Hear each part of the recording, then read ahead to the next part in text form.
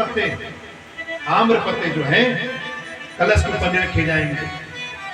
शुभ कामों में सबसे पहले जो है आम के पत्ते ही पूजे जाएंगे। जब तक कलश के ऊपर आम के पत्ते रखे जाएंगे तब तक पूजा सिद्ध नहीं होगी, तब तक पूजा पूरी नहीं होगी। इसीलिए सबसे पहले 5 पल्लव होते हैं, आम के, पीपल के, बड़ के, जामुन के और गुल्लर के। इसको कहते हैं पंच पल्लव, तब जाकर कलश सस्ता है। लेकिन अगर कुछ पत्ते ना मिल रहे हो, केवल आम के पत्ते जिनको भगवान शंकर ने वरदान दिया आम के पेड़ पे, उन पत्तों को आप कलश पर रख दो, कहते हैं समस्त पंच पल्लव मिलेंगे। इस तरह से आम को वरदान दिया कि तुम्हारे बगैर पूजा पूरी नहीं होगी। इसलिए सबसे पहले तुम्हारा ही पत्र जो है कलश पे रखे जाए। इस तरह से आम के पेड़ को वरदान दिया।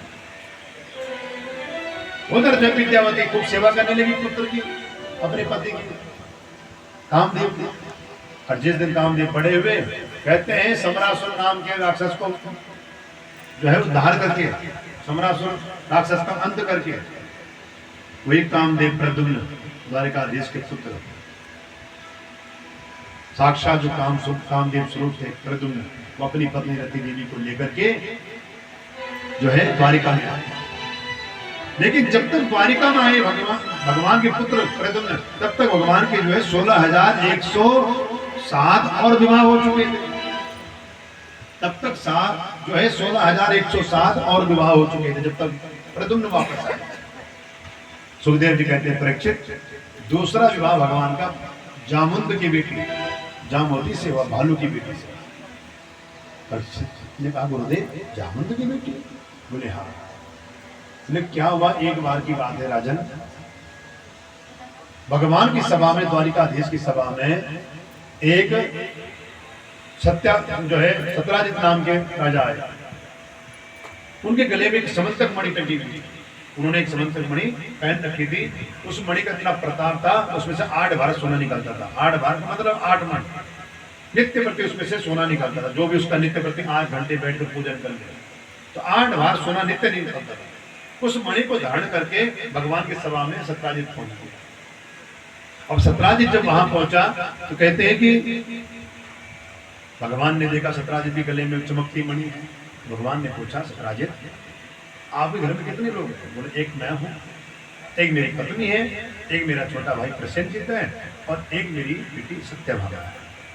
बस 3-4 लोगों का परिवार है। बोले हाँ।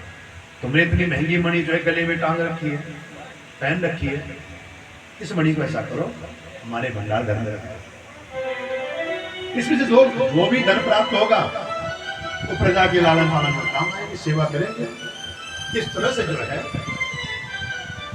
कहते हैं कि सत्राजित राजा ने जब सुना तो सत्राजित राजा ने मना कर दिया। बोला नहीं, मैं आपको मणि नहीं दे सकता।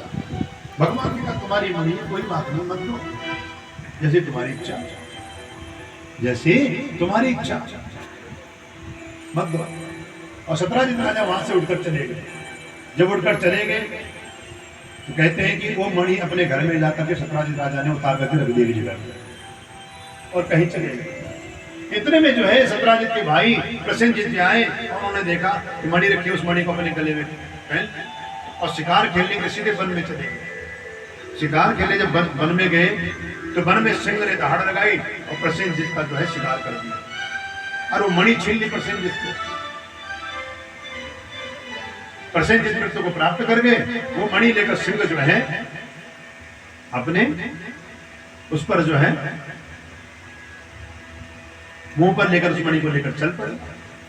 अब मणि को लेकर चल पड़े तो इतने में जामुंद जी वहीं से आ रहे थे। उन्होंने देखा कि सिंह जो है, सिंह की मुख में कोई चीज चमक